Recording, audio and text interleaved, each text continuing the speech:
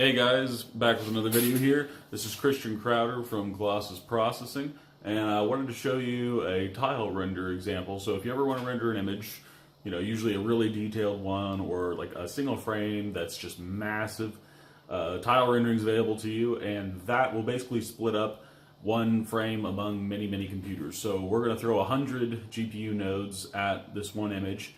It's 10,000 by 10,000 pixels, the Blender scene, the BMW. So take a look.